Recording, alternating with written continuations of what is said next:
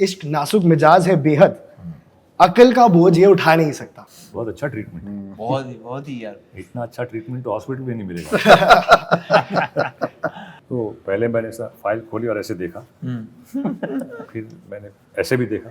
नमस्कार दर्शकों, आप देख रहे हैं इंडिया न्यूज और न्यूज एक्स। और आज जो मेहमान हमारे साथ हैं, इनको शब्दों में बयान करना तो मुश्किल है, पर जब इन्होंने डांस शुरू किया तो पूरे देश को ब्रेक डांस आ गया। इन्होंने जब कॉमेडी की तो मानव और मीका जैसे कैरेक्टर सामने आए, जिसने वन लाइनर्स और कॉमेडी को रिडिफाइन कर दिया। और फिर जब आए सीरियस रोल्स करने में, तो ताजा खबर में विलन के रोल से भी हम सबको हिला दिया। Exactly, you guessed it right. It's none other than Javed Jafri साहब. So welcome to Delhi.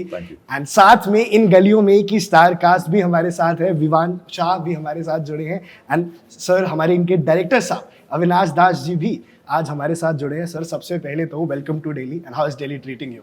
अरे सर मजा आ गया, बहुत ही मजा आया। क्या ट्रीटमेंट और धन्यवाद आपका, बहुत अच्छा ट्रीटमेंट, बहुत ही यार, इतना अच्छा ट्रीटमेंट तो हॉस्पिटल में नहीं मिलेगा। लेकिन सर सबसे पहला सवाल कि इन गलियों में हुई कैसे? How did it happen? कैसे आपके पास कहानी आई? कैसे आप जावेद साहब के पास गए, विवान के पास गए? हम take us to the entire process. Sir Hindi के एक बहुत अच्छे कथाकार हुए वसु मालवीय, उनकी 3 कहानियों पे बेस्ड एक कहानी पुनर्वसु ने लिखी पटकथा के रूप में। और जब हमने वो पढ़ा तो हमको लगा कि इस समय के लिए बहुत कमाल की और बहुत ज़रूरी फिल्म है। और इस फिल्म की जब कास्टिंग शुरू हुई तो सबसे पहले जो कुछ नाम आए उनमें जावेद जाफरी साहब थे और विवान थे। हमने इन लोगों को अप्रोच किया और इन लोगों ने कहा कि हाँ चलो बढ़िया फिल्म करते हैं, और फिर हम शुरू हो गए। एंड सर जावेद साहब, जब आपके पास ये फिल्म आई तब आपने कैसे कहानी को देखा? क्या ख्याल आया आपके मन में, एंड आपने हाँ कैसे की? तो पहले मैंने फाइल खोली और ऐसे देखा, फिर मैंने ऐसे भी देखा। नहीं, इमीडिएटली जो फर्स्ट रिएक्शन था कि यार ये कहानी की नीयत बहुत सही है। एक फिल्म किस नीयत से बनाई जाती है? कुछ पैसों के लिए बनाई जाती है, कुछ एजेंडा के लिए बनाई जाती है, कुछ ने हमें प्रूफ करना है, कुछ पॉइंट बहुत एक टेक्निकल, और कुछ होती है कि नहीं यार ये बात कहनी है, ज़रूरी है माशरे के लिए, आजकल इस माहौल के लिए। तो ये वो नीयत से बनाई गई फिल्म कि हमको हम डायरेक्टर ने ये नहीं सोचा कि नहीं मुझे दिखाने में कितना अच्छा डायरेक्टर हूँ या मुझे दिखाने में कितना अच्छा एक्टर हूँ। नहीं, ये फिल्म बनना ज़रूरी है, ये बात कहना ज़रूरी है ख़ास तौर पर। तो ये बात सबसे पहली बात थी। उसके बाद सेकंड स्टेप होता है कि अब ये कहानी में मैं क्या कर सकता हूँ, अपने किरदार को किस तरह निभा सकता हूँ एज एन एक्टर। सो ये प्रोसेस था। So this was purely as I said कि एक नियत बेस्ड फिल्म। विवान, आपके साथ क्या रहा? बहुत ही एक खूबसूरत एक्सपीरियंस रहा हमारी लाइफ का। एक बहुत हमेशा मैं चेरिश करूँगा इस फिल्म को, और इस फिल्म के प्रोसेस को। एक शूट के दौरान इतना मज़ा आया, इतनी हैप्पी शूट थी ये, बहुत ही मज़ा आया। तो जी एक अकबर अलाहाबादी जी का एक शेर है कि इश्क नाजुक मिजाज है बेहद, अकल का बोझ ये उठा नहीं सकता। और आज के टाइम पे आपकी फिल्म का भी यही मैसेज है, अकल का बोझ तो इश्क उठा नहीं सकता। और कितने अलग अलग तरीके के सोसाइटल प्रेशर जैसे बोझ उठा रहे हैं। तो इस पे आप क्या कहना चाहोगे कि कैसे लव के ऊपर कोई भी बोझ नहीं होना चाहिए, and that is also precisely आपकी फिल्म का थोड़ा मुद्दा। ये जो अकबर इलाहाबादी का शेर है, एग्जैक्ट इसी शेर के रूप, इस किरदार के रूप में जो है ये है हमारी फिल्म में। हाँ, लेकिन समाज में जो कुछ हो रहा है उससे धीरे धीरे अकल भी आ जाती है। एकदम आशिक है, एकदम मेरा किरदार हरिया, बहुत ही दिल जला आशिक करके उसका इंस्टाग्राम और जो भी सोशल मीडिया का हैंडल है उसका, और वो बहुत ही रंगीन किस्म का लड़का है। और बिल्कुल ये बात है कि शब्दों से उसे प्यार के बारे में काफ़ी सारी चीज़ें को सीखने को मिलती हैं। काफ़ी उसकी एक प्रगति होती है, ग्रोथ, एवोल्यूशन, एक उन्नति होती है उसकी, हरिया की। तो खास करके प्यार को लेकर के, क्योंकि वो प्यार पर बहुत मायने रखता है, एकदम आशिक है, शब्दों के पीछे पड़ा रहता है। तो जो वो सीखता है प्यार के बारे में, वो आपको फिल्म देखनी पड़ेगी पता करने के लिए। तो ये देखिए, जो प्यार अकल, ये आपने शेर पढ़ा ना, अगर मैं यहाँ खड़ा हूँ पॉइंट ए और पॉइंट बी है वो लड़की जिससे मैं प्यार करता हूँ, मैं यहाँ। अब दुनिया में ये होता है कि किसी ने ये ऑब्स्टिकल डाल दिया, ये अब मुझे यूं जाना, बट अगर मैं इससे ऊपर हो जाऊँ तो is straight like the crow flies जो हम कहते हैं ना, correct. I don't have this. तो प्यार जो होता है ना वो फिर यहाँ इन ऑब्स्टिकल से ऊपर हो जाता है कि अब वो बीच में है ही नहीं, मुझे मतलब अब आप जबरदस्त को नीचे खींच रहे हैं कि भाई चल यहाँ से जा, अब वो रास्ते में 50 बाधाएं हैं, मुझे नहीं जाना, मैं ऊपर जाकर सीधा fly, I fly. So it is exactly the same. और ये मोहब्बत का वही होता है हिसाब किताब कि भाई आप क्या, मुझे तो कुछ नहीं दिख रहा, आप देख रहे हो लेकिन मैं तो सिर्फ वो देख रहा हूँ। वो जो होता है ना कि उसकी आंख दिख रही है, मुझे अर्जुन वाला है जो अर्जुन सिलसिला की आंख दिख कि मुझे तो सिर्फ आंख देख रही है, मुझे तो सिर्फ वो देख रही है, आपने बीच में लगा दिया 50 चीज़ें। तो I think that in a way I think प्यार का वही हिसाब किताब है। तो इश्क में भी फोकस होना बहुत जरूरी है। हाँ मतलब वो वही है। और हरिया बहुत फोकस्ड है। हरिया का बहुत कैरेक्टर, ही एकदम यार। तो एक हरिया का कैरेक्टर एकदम एक फोकस लवर है। पर एक और चीज कि सोशल मीडिया के आने से, आपकी फिल्मी it's around social media and the love, तो सोशल मीडिया के आने से इश्क आसान हुआ है कि मुश्किल हुआ है? इस पे आपका क्या टेक है? बहुत बढ़िया सवाल है ये कि प्रेमियों पे क्या असर पड़ा है सोशल मीडिया का। ये आई थिंक ये हम शायद अभी भी समझ रहे हैं एज ए सोसाइटी, क्योंकि सोशल मीडिया रिलेटिवली इतनी नई भी चीज़ नहीं है, काफ़ी साल हो गए हैं एक्चुअली, सोशल मीडिया काफ़ी बस चुकी है हमारी दुनिया में। लेकिन ज़रूर कि क्या असर पड़ता है नौजवान लोगों पर, प्रेमियों पर, इश्क पर, सोशल मीडिया का क्या रिश्ता है इन सारी चीज़ों को लेकर, ये मतलब सोच विचार करने की बात है ये। देखो क्या है कि ये तो मुंबई के लोग हैं, मैं तो बहुत छोटे शहर से आया हूँ। लंबा समय 2000 से पहले जब मोबाइल नहीं था उस तरीके से, तो हम एक तरफा मोहब्बत में ही बिता देते थे पूरा मामला। चिट्ठियां कभी लिखते थे, पकड़ में आ जाती थी, पिटाई खा जाते थे, है ना, अक्सर ही पकड़ में आ जाती थी। पुराने इलाकों में, छोटे इलाकों में बहुत सारी छतें आपस में मिलती थी, मोहब्बत का वो सारा जरिया हुआ करता था, क्या है ना। सोशल मीडिया के ज़माने में एक चीज़ बहुत कमाल का हुआ है कि हम अपने को एक्सप्रेस कर सकते हैं, लड़की भी कर सकती है, लड़का भी कर सकता है। अब क्या है कि जब सबको पता चल गया कि हम मोहब्बत में हैं, तो उसके बाद बाकी चीज़ें आती हैं, है ना। पहले तो बताना बड़ा मुश्किल था, आज बताना आसान हो गया है। तो अब मोहब्बत के साथ थोड़ा विवेक भी शामिल होगा, थोड़ी भविष्य की चिंताएं भी शामिल होगी, थोड़ा आज का माहौल में जो है वो जो मज़े हैं वो भी शामिल होंगे। तो सोशल मीडिया तो कमाल कर दिया, उसने क्रांति ला दी है रिश्तों के बीच में। या बिकॉज पहले क्या था, वही था, पतंग के थ्रू टेरेस पे आपने कुछ लेटर लिख के भेज दिया, कबूतर जा जा जा, वो वाला हिसाब किताब अलग था। वो अपनी अवंतिका, मैं उसने मजाक करता हूँ अवंतिका के, उनकी अम्मी का जो था ना, कबूतर जा जा जा, यू नो। तो मैंने आजकल ये आप तो डीएम सीधा डीएम कर दीजिए आप। लेकिन हाँ, कभी कभी लोग एम्बैरस कर देते हैं, बिकॉज कई बार कुछ चीज़ें जो होती हैं वो प्राइवेट होती हैं, यू नो। आप ऐसा बोल दोगे हमको तो कहना है, यू नो, आसपास बहुत सी चीज़ें सोचना पड़ता है, खासतौर से लड़कियों के लिए, घर, माहौल, माँ बाप, you know. So DM, yes I understand, लेकिन जैसे इन्होंने कहा, एक्सप्रेसिव, आप क्या हैं, आपकी सोच क्या है, यू नो। आपको किसी से पहले पूछते थे ना लोग कि भाई ये लड़का कैसा है, वो क्या करता है, यू नो। अब यहाँ तो आप इमीडिएटली आप किसी का फेसबुक अकाउंट और जो एक्टिव लोग हैं, तो आपको समझ आ जाता है कि किस तरफ रुझान है, क्या सोच है इस बंदे की या लड़की की, व्हाटएवर, एक हद तक। लेकिन जो प्राइवेट लोग हैं अभी भी प्राइवेट है, वो है। बट एज यू सेड, ये सोशल मीडिया, ये खास तौर से हमारी जावेद भाई ने खुद को प्राइवेट कर लिया है क्योंकि उम्र भी हो गई है। हाँ उमर भाई, उमर भाई, तो नहीं उस वक्त, बट मैं अभी भी, not because of Umar,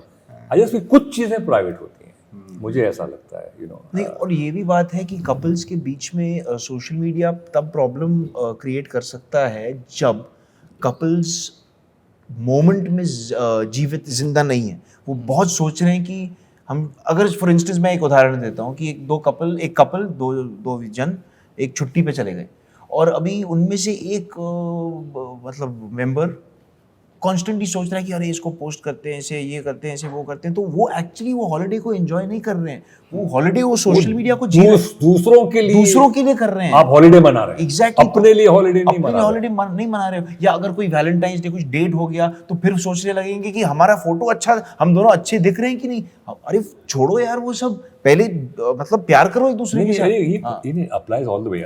concert, everything. अब मैं कॉन्सर्ट देख रहा हूँ, एक जमाने में I was enjoying the music, अब मैं अपना खूब एंजॉय कर रहा हूँ। अब मैं इसमें लगा हूँ कि तो I am losing that moment because Exactly. कैमरे में देख रहा हूँ Exactly, sir. यू नो तो मेरे ये साथ वही हुआ था परसों। उसके भी you know there are the ups and downs Even when you go to a great place like I went to Petra in Jordan, which is a mind blowing place, और वहाँ पे you're constantly fighting the impulse यार कि साला हाथ जीत पे ऐसे literally you're like Jim Carrey, me myself and Irene, you're like battling with your hand, you know, it's literally हाँ ठीक है एक मोमेंट होता है आपने फोटो ले लिया ठीक है। जी जी लेकिन एक और जो बड़ी डिबेट आजकल चल रही है एंड एक जो क्रांति आई है बॉलीवुड के अंदर, what I want to mention is कि पहले कमर्शियल सिनेमा अलग होता था एंड क्राफ्ट सिनेमा अलग होता था। अभी अवार्ड फंक्शंस के अंदर भी कमर्शियल सिनेमा से ज्यादा क्राफ्ट सिनेमा को भी अवार्ड्स दिए जा रहे हैं। For example Nitanshi Goyal recently one the best actress award तो इन आईफा। Yeah, तो आपको amazing. क्या लग रहा है कि वो जो गैप था वो अब कवर हो गया कि अब जो क्राफ्ट वाला सिनेमा है उसको भी कमर्शियल सिनेमा जितनी रिस्पेक्ट मिल रही है specially in award shows and also with the audience? नहीं कमर्शियल सिनेमा का भी एक क्राफ्ट तो होता ही है ना। हाँ, क्राफ्ट का exactly, सिनेमा exactly. वो अलग craft मतलब होता है। मुझे इस चीज़ से समस्या है कि भाई हर तरह का सिनेमा बनाने में पैसे लगते हैं। ऐसा तो है नहीं कि क्राफ्ट का सिनेमा बनाने में पैसे नहीं लगते हैं। तो जहाँ पैसे लगते हैं वो कॉमर्शियल आर्ट है ना। अब का क्या है कि पहले जो है ना दो तरह की कैटेगरी बना दी गई थी। वो एनएफडीसी के ज़माने में जब 80s 70s में बहुत एक्टिव था और एक आर्ट सिनेमा जो है वो आया था हमारे सामने, लेकिन उस सिनेमा ने अपना ऑडियंस नहीं बनाया है ना। अगर ऑडियंस बनाता, अगर थिएटर में रिलीज़ होती वो फिल्म, बहुत सारी रिलीज़ हुई लेकिन बॉक्स ऑफिस में बहुत चली नहीं। एक मैं आपको एक इसी बात हाँ। है, आप पॉज करिए उस सोच को, होल्ड इट। हाँ, correct। ये प्रॉब्लम क्या था ना, अगर मुझे फॉर एग्जांपल मुझे आक्रोश देखनी है तो मुझे कुछ 10 मील दूर एक सिनेमा में लगी है आक्रोश, Exactly. और कंपेयर टू भाई जय विजय बाजू में लगी है 50 सिनेमा में, आक्रोश एक सिनेमा में लगी है 10 मील दूर, तो मुझे एक्सेस नहीं है, इसीलिए वो पॉपुलर नहीं हो पाया। बिकॉज मुझे यार इतना दूर कौन जाएगा यार, यू नो Exactly. ये लगी चलो ये देख लेते हैं। तो आप तो हमको आज के समय का शुक्रगुजार होना चाहिए। बहुत सारे जो डायरेक्टर्स आए उन्होंने क्राफ्ट और कॉमर्स के बीच जो है एक दोस्ती कराई, है ना। और उस दोस्ती को सेलिब्रेट करने का समय है आज। जी हालांकि यू नो आप एकेडमी में देखेंगे उनमें ये नहीं है sir jury special popular awards, they are awards because film होती है, अच्छी फिल्म या बुरी फिल्म। आप एकेडमी में कई बार आप देखेंगे बहुत छोटी सी फिल्म है छोटे बजट की न्यू कमर्स के साथ, और वो सडनली उसको इतने अवार्ड मिल गए या बेस्ट एक्टर मिल गया कंपेयर टू वन सुपरस्टार। सो वो मेरे हिसाब से बहुत प्रोसेस जो है वो एकेडमी के आप सिलेक्टिव प्रोसेस जो है यहाँ पे वो जो है कि नहीं ये कमर्शियल सिनेमा के अवार्ड है और ये ज्यूरी का नाम देके कि यू नो। तो और जैसे आपने कहा जो बहुत बड़ा इशू है जो शो टाइमिंग्स का, थिएट्रिकल एलोकेशंस का, थिएटर्स, और ये बहुत अनफेयर सिस्टम है और इसकी बदलाव की बहुत सख्त ज़रूरत है। Because we want a level playing field, it should be a fair system, it should be a level playing field, सबको इक्वल अपॉर्चुनिटीज और मौके मिलने चाहिए सारी फिल्मों को। नहीं मेरे साथ हुआ था, एक बहुत अच्छी फिल्म बनी थी वॉर छोड़ना यार। अच्छा, हाँ, ओके अच्छी फिल्म थी, एक अच्छा मैसेज था और प्यारी फिल्म थी। और चौथे दिन वो इंक्रीज हो रही थी उसके एंड पीपल हाउसफुल जा रहा था, और इमीडिएटली उसके बाद मतलब एक दूसरी फिल्म आ रही थी बहुत बड़ी film, I won't get the name, लेकिन हमारी फिल्म को निकाल दिया सिनेमा से और चल रही थी वो फिल्म। सो वो प्रॉब्लम होते हैं आजकल, you know. So that is an issue, we need more cinema, सीधी बात। Exactly we need more cinema, सीधी बात है। एंड जैसे आपने वो भी बताया कि कैसे चाइना के अंदर there are way more cinemas than India, and where as India and China की पॉपुलेशन सेम ही है। बट आज एक और टॉपिक पे मैं बात छेड़ना चाहूंगा कि this movie is about breaking the stereotypes. छेड़ते क्यों, छेड़छाड़ में मच जाओ यार। Breaking the stereotypes, it is about breaking the stereotypes, and just pre covid ये एक नया चलन चालू है कि breaking the stereotypes की थोड़ी सी मूवीज बनाओ, and they have performed really well on box office। लुका छुपी जैसी मूवीज का मैं नाम लूंगा, इन्होंने बॉक्स ऑफिस पे भी सक्सेस दिया है। तो क्या है, थोड़ा सा ट्रेंड बन गया है कि ऑडियंस को स्टीरियोटाइप्स को थोड़ा ब्रेक करके अच्छी लग रही है ऐसी film, specially Tier 2 Tier 3 cities में जहाँ इनको बहुत एक्सेप्ट किया जा रहा है। नहीं देखो क्या है कि हम उन लोगों में से नहीं है जो सिनेमा देख करके सिनेमा बनाने के बारे में सोचते हैं। हमारा अपना अलग तरह का रियाज है, हम किताबें पढ़ते हैं, हम घूमते हैं, कहानियाँ हमें मिलती हैं और लगता है कि यार ये कहानी कहनी चाहिए, हम बेचैन हो जाते हैं उसको कहे बिना, तो फिर हम कहते हैं उसको। तो हमारे जीवन में हमारी अपनी स्टाइल कोई स्टीरियोटाइप वाली नहीं है, तो हमारा अपना एक्सप्रेशन कैसे होगा यार, ये बताइए।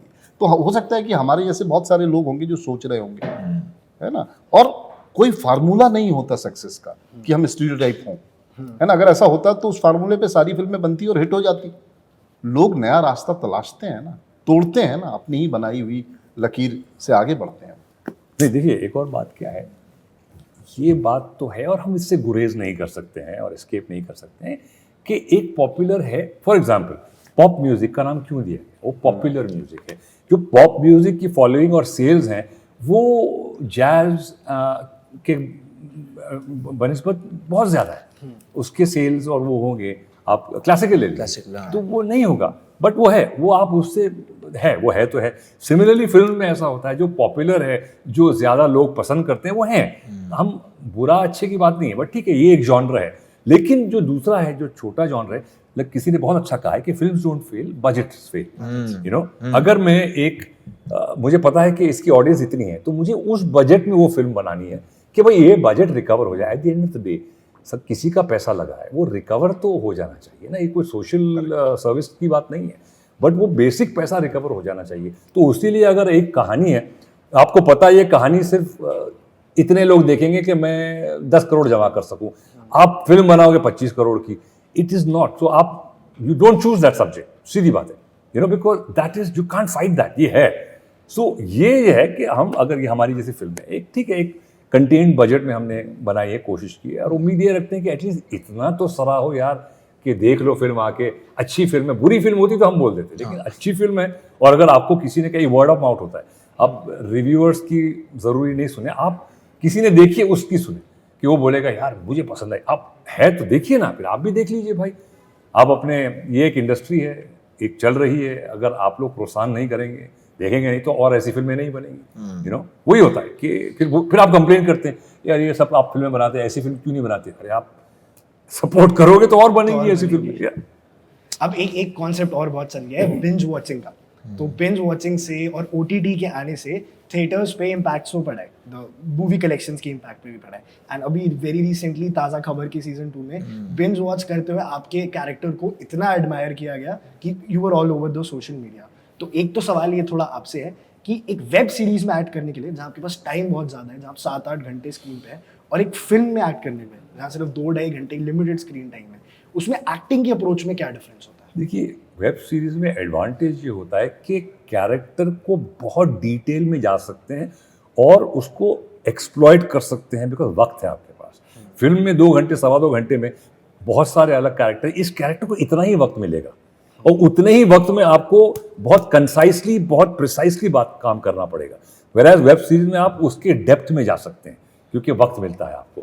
तो ये एडवांटेज होता है। लेकिन दोनों का एक कि कुछ कहानियां होती हैं जिसको ज़रूरत है उतने एक्सपांड करने, क्योंकि 2 घंटे में नहीं बनाई जा सकती। यू नो, उस जमाने में for example gone with the wind मेरे हिसाब से web series, it's a, because जो किताब पढ़ेंगे आप original, it needs much more detailing.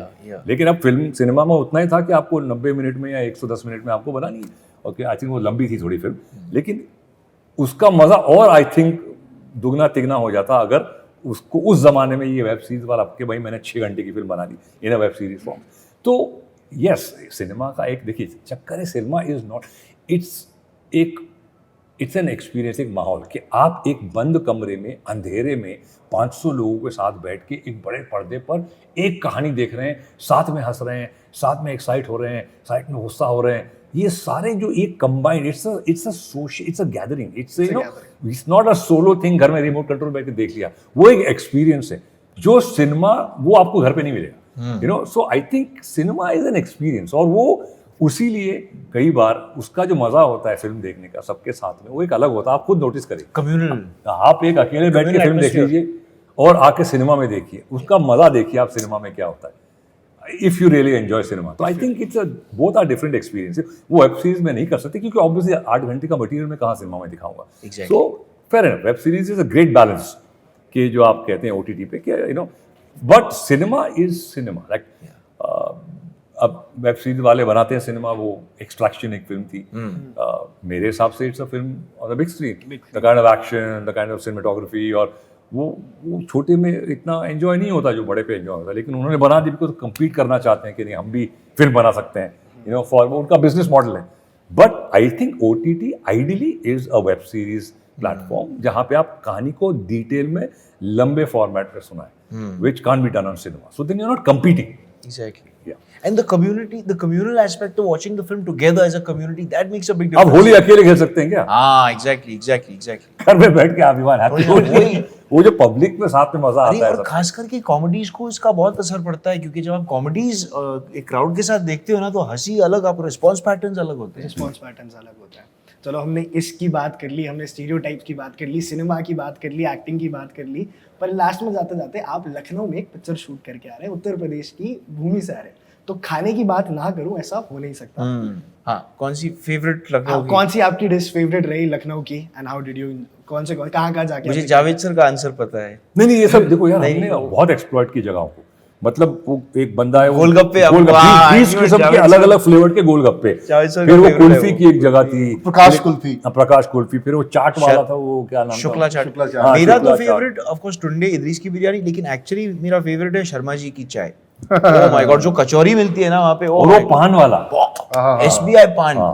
मतलब Lucknow is a culinary delight यार, वो कमाल तो की. अविनाश दी की गाइडेंस में आई थिंक आपने काफी कुछ कहा. बहुत. नहीं इनकी गाइडेंस में हमने फिल्म डायरेक्ट की है. एंड एट लास्ट इन गलियों में के लिए ऑडियंस से आप क्या कहना चाहेंगे? मोहब्बत जिंदाबाद. आइए हमारी गलियों में और देखिएगा, और बस उम्मीद और आशा है कि आपको फिल्म पसंद आएगी और आपके दिल को छुएगी. हाँ, अपनी गलियों से निकल के हमारी गली तक आइए, फिल्म को देखिए, प्रोत्साहन दीजिए. अच्छी फिल्म है, अच्छी नीयत की फिल्म है, और ज़रूरी है कि ये पैगाम लोगों में बांटा जाए. आइए बिल्कुल, और इस पैगाम का मजा लीजिए. धन्यवाद दोस्तों, आप ऐसे ही देखते रहिए इंडिया न्यूज़ और न्यूज़ एक्स. Thank you.